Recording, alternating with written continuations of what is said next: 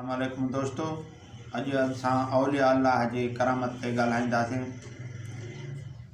दोस्तों, असांजे सिंध में क़लंदर शहबाज वॾो औलिया अल्लाह बुज़ुर्ग आहे, जंहिंजो नालो असुली उस्मान मरोंदी आहे, जेको मरोंद शहर मां अची असांजे सिंध खे आबाद कयाईं ऐं अची सेवन शरीफ़ में रहण पाण लॻा। उते मुरीद काफ़ी हुयसि, मगर सभिनी मुरीदनि में ख़ासि बोतलो पहाड़, जंहिंजो नालो असुली सिकंदर आहे, उहो ख़ासि मुरीदनि में शुमार आहे। हज़रत क़लंदर शहबाज बोतले पहाड़ खे गोश्त वठण लाइ हिकिड़े ॾींहुं मोकिलियो त तव्हां मुंहिंजे लाइ गोश्त वठी अचो। बोतलो पहाड़ गोश्त वठण लाइ अनूद कासाई वटि वियो ऐं अनूद कासाई खे चयाईं त मूंखे क़लंदर शहबाज उस्मान मरोंदी मोकिलियो आहे, गोश्त ॾियो। अनूद कासाई चयो, अॼु मूंखे ढोर न मिलियो, गोश्त कोन्हे। हिते बोतले पहाड़ दिलि में सोचियो, साईं जन गोश्त लाइ मोकिलियो, गोश्त माना खां सवाइ कीअं वञा सोचनि में उते बीठो हो त हुन अचानक हुन हमिलो करे ऐं माना बोतले पहाड़ खे मारे ऐं गोश्त करे ॿूटियूं करे ऐं हलाए छॾियो। घणे वक़्तु गुज़रण खां पोइ, घणो टाइम गुज़रण खां पोइ क़लंदर शहबाज उस्मान मरोंदी मुतवजह थियो त बोतले पहाड़ खे गोश्त लाइ मोकिलियुमि त बोतलो पहाड़ हिन महिल ताईं गोश्त वठी वापसि छो न आयो। ऐं बोतले पहाड़ खे माना सॾु कयाईं, पहिरें सॾु कयाईं त जेके ॿूटियूं ॿाहिरि हुयूं उहे गॾु थी वियूं। ॿियो सॾु कयईं त जेके देगिलनि में ॿूटियूं गोश्त जूं हुयूं उहे माना निकिरी गॾु थियूं। टियों सॾु कयईं, चई त बोतला पहाड़ पहुच हाज़ुर थी त बोतलो पहाड़ क़लंदर शहबाज जे आॾो हाज़ुर थियो ऐं बोतले पहाड़ खे चयईं त पहिरें माना ॿ सॾ टे सॾ ते माना तूं पहुते ऐं छो माना देरि कई, छो देरि कई, छाजे लाइ देरि कई। पहिरें सॾ ते हाज़ुर थियणो हो तव्हांखे। ॿिए सॾ ते बोतले पहाड़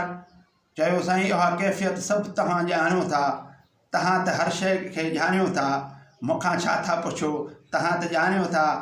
त मां सां अनूद कासाई छा हाल कयो। पोइ क़लंदर शहबाज मुस्कुराए ऐं हिते मुस्कुराईंदे ऐं पोइ वरी चयईं त बोतला पहाड़, असां तव्हांजी जुदाई बर्दाश्त करे नथा सघूं, तव्हांखे अनूद कासाई खे छा मजाल आहे जो तव्हांखे क़तलु करे। पोइ बोतले पहाड़ जे करे सॼे शहर खे क़लंदर शहबाज गर्क कयो। दोस्तो ऊंधो कई। दोस्तो हाणे ही असां जेको चयोसीं त ही उस्मान मरोंदी जो ही क़रामत बयानु कयोसीं, मगर इते मुल्लो ज़रूरु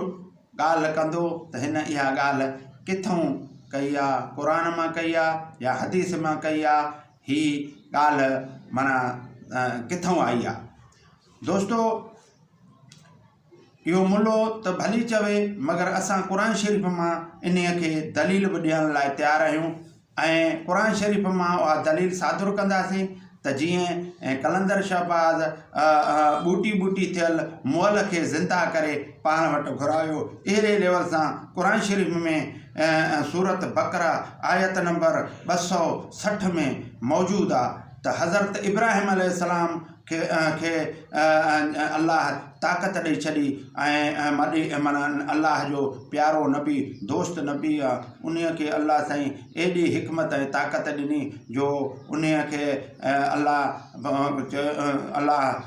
माना पंहिंजो नुमाइंदो मुक़ररु कयो ऐं हज़रत इब्राहिम अलैहिस्सलाम 3 पखी वरिता, 3 पखी कुही टुकड़ा टुकड़ा करे जबलनि ते परे परे ताईं उछराया ऐं उन्हनि 3 पखियुनि खे हज़रत इब्राहिम अलैहिस्सलाम सॾु कयो त उहे 3 पखी ज़िंदा थी हज़रत इब्राहिम अलैहिस्सलाम वटि आया। त त दोस्तो इहो हुयो नबी जो मौजज़ो त हीअ आहे औलिया अल्लाह जो मौजज़ो करामत हू हुयो मौजज़ो हीअ आहे औलिया अल्लाह जी करामत हिन खे करामत चइबो आहे नबियुनि जी माना खे जी ॻाल्हि खे मौजज़ो चइबो आहे त जॾहिं उहे कुठल पखी उनखे हज़रत इब्राहिम अलैहिस्सलाम सॾु कयो त उहे ज़िंदा थी आया त अहिड़े नमूने सां बोतले पहाड़ बि कुठल हुयो जेको ॿूटी ॿूटी थियल हो उहो परे परे ताईं माण्हू खणी विया उन खे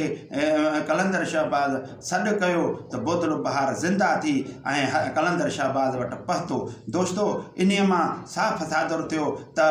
करामतूं बरहक़ आहिनि औलिया अल्लाहनि खे अल्लाह साईं ताक़त ॾेई छॾी आहे